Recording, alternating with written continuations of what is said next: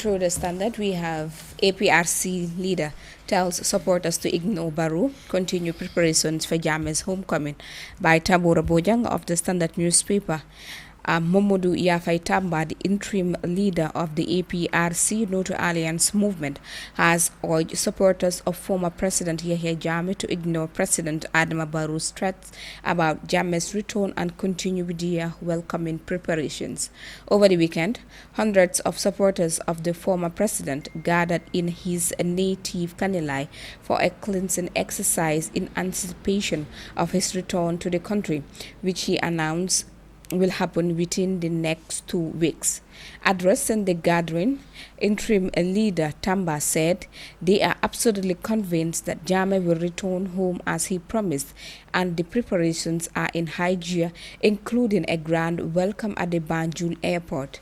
He said the date and time of his arrival are going to be announced by the executive committee.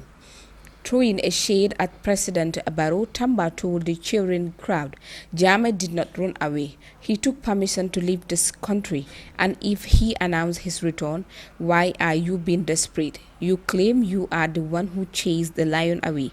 Now the lion announced his return. You are petrified. I want to call on supporters not to be threatened by President Barrow's remarks. I want to urge you to continue to giggle your waste and make orders for your asobi and be ready for to welcome our leader. He explained that supporters from all parts of the country, from Khartoum to Koina, are anticipating Jammeh's coming and are ready to welcome him. Let us come out in our light numbers and make sure when he looks out of the window of his plane before he lands, he sees every place in the airport is green. Tamba Executive member Geraldine Sanyang said they are not swayed by the reckless remarks being peddled by President Barrow and his Agriculture Minister Demba Sabali at meetings in the ongoing Meet the People tour regarding Jammeh's coming.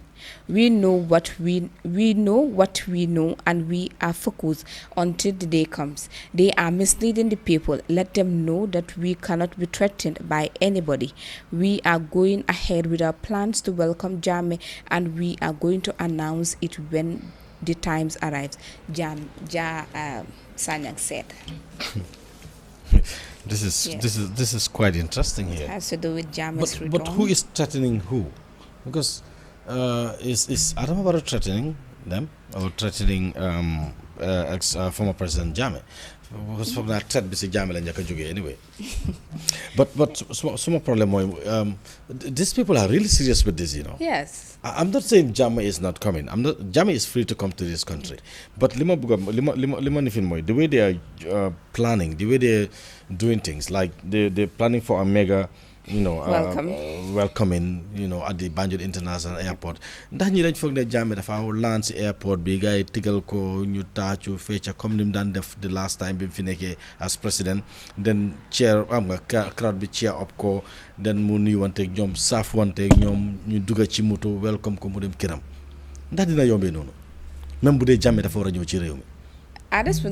That's the mindset bu gaay am ne he's free to return to the country. So, Mota, the preparation is in high gear because if so hold it throughout social media throughout this weekend, we've seen images of people gathered at his hometown for Vuchakanilai, some major cleansing exercise, preparations to welcome him back.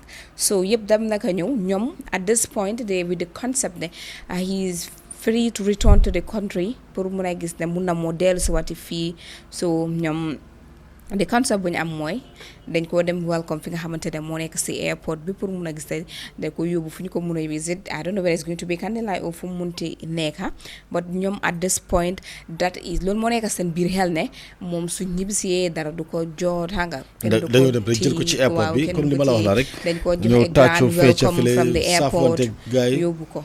Yes. But again, because remarks you man defee gis fii dafa interesting torop. Maa ngi gis benn mu ngi explain ne Jammeh took permission to leave this country. So if he announces his return, why are you being desperate? Government and Adama Barrow as well. ndax dañ njëriñ ko desperate since Jammeh bi mu announced that he is going to return to this country, because to them Adama Barrow is desperate because Jammeh announced that he is going to return in this country. So gis nañ Jammeh si mid people tour bi gis nañ ko mu tudd affaire Jammeh return am wane na ne moom moo fi nekk mooy président, même fàttali na Jammeh ci boppam doole bi nga xam ne moom la nguur yor, parce que war na ko ne yow former président nga, xam nga doole bi nga amoon, xam nga doole bi nguur am, doole jooju moo ne ci man kenn xamul waaye yow xam nga ak yooyu noonu. ndax lii nuru na ni ku desperate, wax jooju nuru na ni ku desperate because nu ko ñii di gisee ne Jammeh daaxuñ ko dawut defut fenn daf moom moo jël permission pour leave, léegi mu ngee ñëpp si wax na ne dafaa ñëpp si, lan moo tax ngeen a desperate. ndax wane na any sign of desperation ci ni président bi di waxee, ci ni nguur gi jàppee announcement ni président Jammeh? Does it seems like they're desperate? I don't see it as being desperate. They are speaking in their capacity as a sitting government. For just to remind him ne nii la fi génnee si dëkk bi, and if he's dafa nekk di jël in forceful manners pour mun a gis ne mun na moo return si dëkk bi, maybe they are reminding him of the jafe-jafe nga xamante ni yooyu la moo face if things are done in that manner. So me, I don't see it as a way of maybe they are desperate or dañ ko nekk di threaten pour gis ne bu mu dellu si biir dëkk bi fii. Jam ñi sa wax nañ ko, he is a citizen of this country, a former president for that matter, so he has every right pour mun a gis ne mun na mu dellu si biir dëkk bi, but dafa war a ànd ak yoon ak ay sarta yi nga xamante ne moo tegu si kaw ndooda, because bu mu doon génn fii génnewute noonu. We have several head of states yi nga xamante ne ñëw nañ fii toog nañ waxtaan nañ seet possible ways pour mun a gis ne mun na moo génnee country bi peacefully, pour mun a gis ne mun na the elected president mun nañ ko def the swearing and the necessary things yi nga xamante ne yooyu la war a def. So I think if he has to return, yoon yooyu leen war na get pour mun a gis ne mun nañu toogaat waxtaan, see how best he could return to the country, live as a former president. Things happen yi nga xamante ne ñoo war a xew because just then of the TRRC recommendations yi nga xamante ne yooyu leen daal di def. So yëpp dem na ka ñëw, ñoom they are speaking in their capacity as a sitting government. So in any situation yi nga xamante ne gis nañ ci seen boppa, they have every right pour mun a gis ne they could remind him of things yi nga xamante ne ñoo nekk si biir dëkk bi fii. Mind you, the country is we are governed by li nga xamante ne moo nekk laws, so nit du topp rek def li nga xamante ne loolu moo ko ne. But do you think they're making it easy for Jammeh himself? Parce que with all these claims and the guy the behavior right now, do you think it's good? Do you think that would definitely favor Jammeh's return? Parce que wax ju bari na preparation bi, gars yi ngi si a very high gear, and then ñoom ñu ngi wane ñoom seen bopp ne amul dara loo xam ne moom la ñu tiit, ragaluñ ci kenn, dañoo génn dem. Su ko neexee taw bi suba bi ba jant bi so liñ bëgg mooy Jammeh dafa ñëw te dinañ ko jëli dinañ ko welcome ne. Is this going to be easy for Jammeh? Are they making life easy for Jammeh in the event ne dafa bëgg a dellusiwaat si réew mi? Even ñoom seen bopp sax do you think they just they making life easy for themselves? Because ak wax jooju noonu ak yëpp nguur gi obviously dafa jël matukaayam. Su Jammeh waree ñëw du mel ni niñ ko daan welcome ak yooyu noonu. So and to me that might sounds funny to them because mën nañoo beetu ci welcoming bi and stuff like that. ñoom seen bëgg si boppam ndax dina mën a antu. With all these comments, do you think they're making life easy for themselves? So when it comes to Jammeh's return. Yeah, we could say them. They are party supporters, so they have each and every right pour mun a gis ne mun nañu génn def seen participation or preparations with regards to his return. waaye wax naa ko fi yëpp dem na ko ñëw dafa ànd ak ay sarta. We are governed by rules si li nga xamante ne moo nekk si dëkk bi fii, so individual lu toog rek def loolu nga xamante ne moo nekk loolu la he or she feels like doing. yëpp dem na ko ñëw we have to be guided by rules and regulations yi nga xamante ne ñoo nekk si biir dëkk bi fii.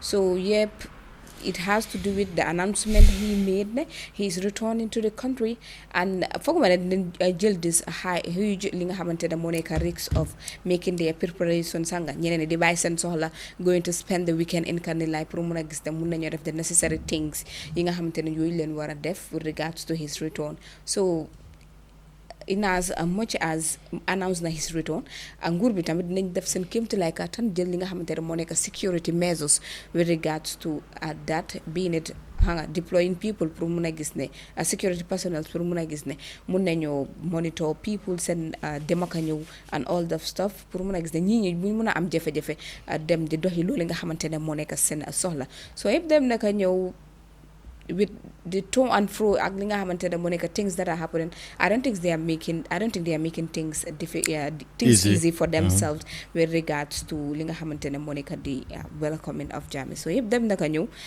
nguur bi ñoom dinañ def seen necessary measures yi nga xamante ne yooyu la ñoo jël when it comes to security and also soo xoolee at this point we are in the season yi nga xamante ne moo nekk tourism bi te most of the time dañ dee am tourist yi nga xamante ne ñu ngee bàyyee ko fi nga xamante ne moo nekk si airport bi so yëpp dem naka ñëw nguur bi nañ jël seen necessary measures yi nga xamante ne dañ koo def pour mën a gis ne people should go to their day-to-day activities without being interrupted. Anyway, nañ cee daal fan la mbir mi di mujjee.